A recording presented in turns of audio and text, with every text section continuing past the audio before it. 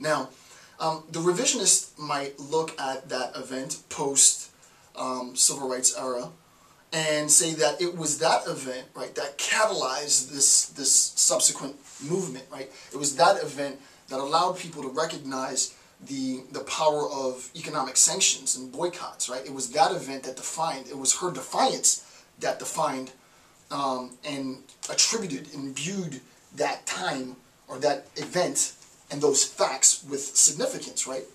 But at that moment in time, we don't have access to that. We don't know what's going to happen subsequently.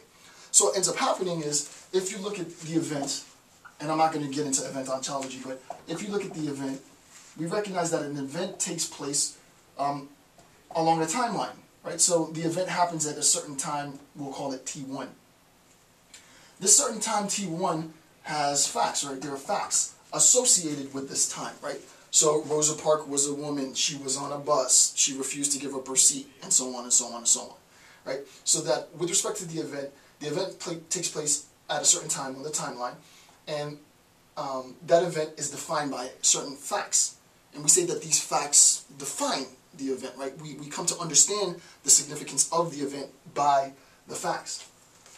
Well, if we look at it holistically, we recognize that this is, right, the event is situated within a historical time frame, right? It's situated within, for example, I might say within the civil rights era, right? I might situate the event, this particular time in history, within the civil rights era or some other era, right? So that I can identify the event and the facts within the event within the context of history, right? And this is what the best authors are able to do, right? This is when you're really, really good, and I'm not quite there yet, I'm still aspiring for that, but when you're really, really good nonfiction writer, you write your nonfiction sort of with this deep historical narrative, right? So that you incorporate your own theoretical accounts and whatever it is that you're trying to distinguish or prove or delineate within the context of this historical vernacular. My professor, former professor, Martin Schoenfeld, was amazing at this. He'd sit and lecture, and I mean, there would be this whole historical narrative, right? That historical narrative gave us access to the facts, put us in place in the time that she was, so that we can have an understanding of the significance of that. What we have to recognize, however, is that this, right, this is not a fixed state of affairs, right? The event happened, yes, granted, it did. The event happened at some time in the past, and the event spanned, let's say, her defiance spanned, I don't know, 10 minutes of time, right? The bus stopped, let's say, I don't know the details. There was a quarrel, possibly, some frustration happened, whatever, authorities might have been called, whatever took place, right? Spanned a certain amount of time. However, what ends up happening is that at a later point, I can revisit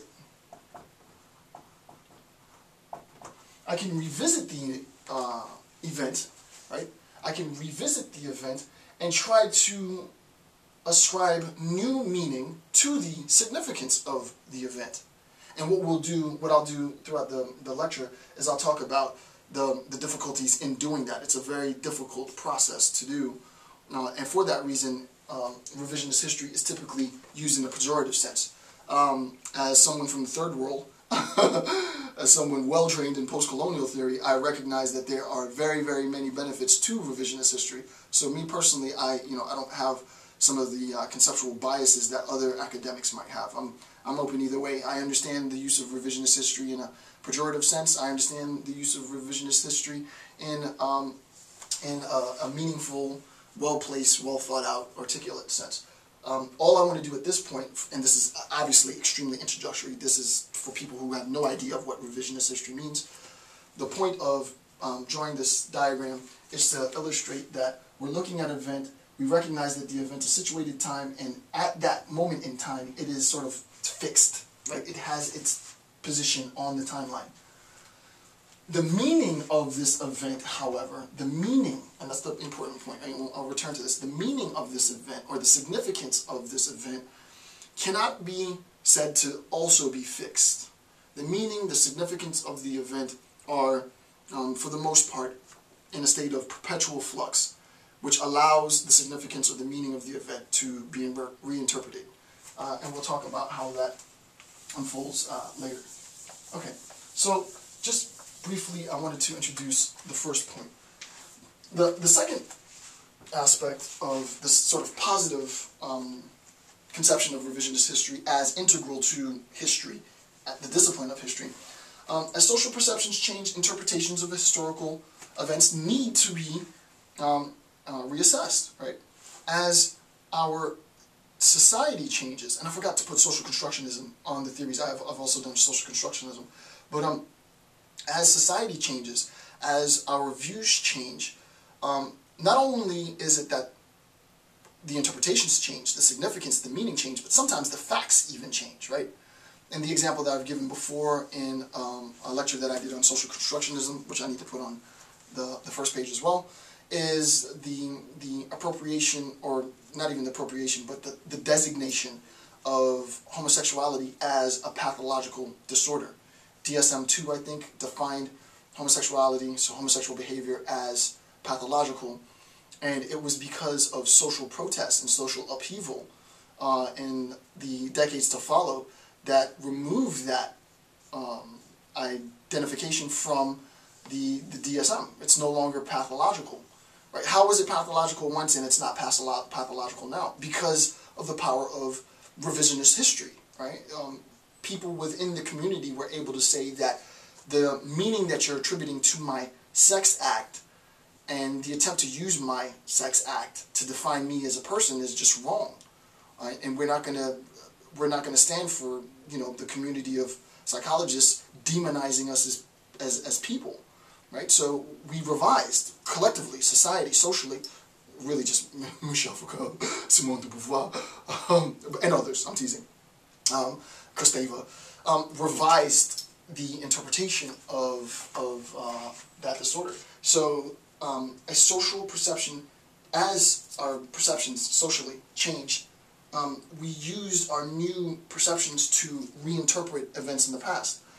So social perceptions influence interpretation, right?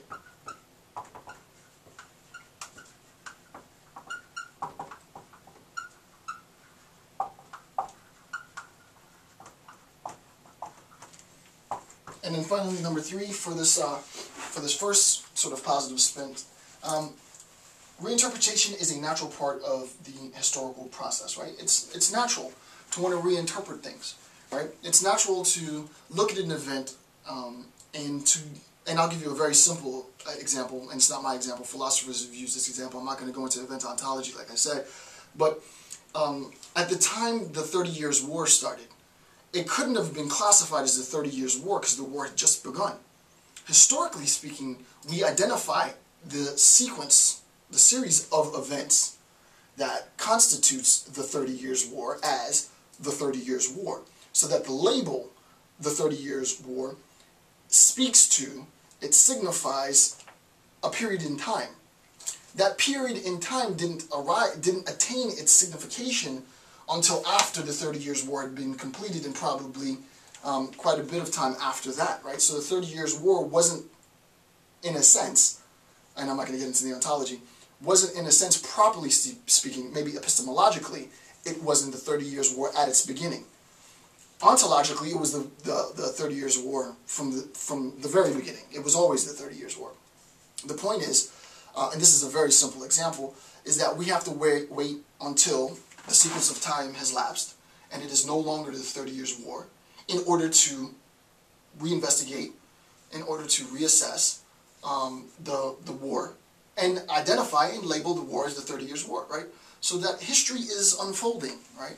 So that history is unfolding, and it's in this unfolding, in sort of a, not sort of, in a Hegelian sense.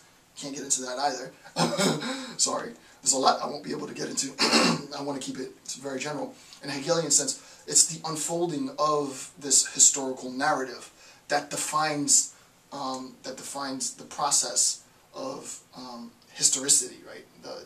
This grand narrative of historical actions and historical events. So, with respect to the last bullet point, it's an absolute, essential, undeniable. I don't think any historian, and I'm not a historian, would